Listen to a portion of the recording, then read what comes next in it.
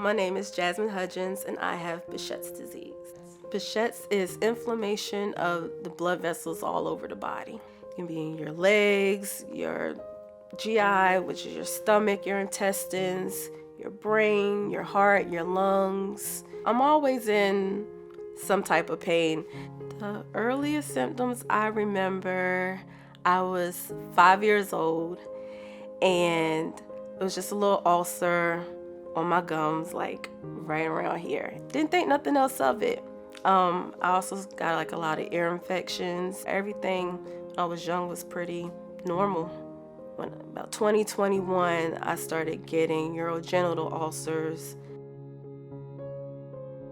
I had started developing GI symptoms, and the GI doctor did some exploratory surgery, some biopsies, and he had mentioned Behçet's. And I had read about it prior to, but didn't think that I had fit the demographic. So when they sent me to the rheumatologist, they did a differential diagnosis, ruled out everything else, and looked at my lab results, and that's when they confirmed it. I was just relieved. I really don't have no words for it. It was just a brick off my chest just to know that it was not in my head. I know I would have a lot of people say, well, you don't look sick and we would never know, but I knew. And that's what mattered the most. So just seeing my body going through all those physical changes and throwing up blood and just some days not even being able to get out the bed, having my grandmother pushing me around in a wheelchair because I was in so much pain. And I'm just like, it should be the other way around. I should be pushing my grandmother in a chair. I also have neurological effects of Behçet's.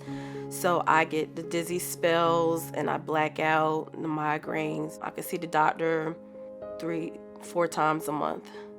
And they just run routine labs, check my liver, check my chemistries just to make sure that the medications aren't doing any other damage to my organs.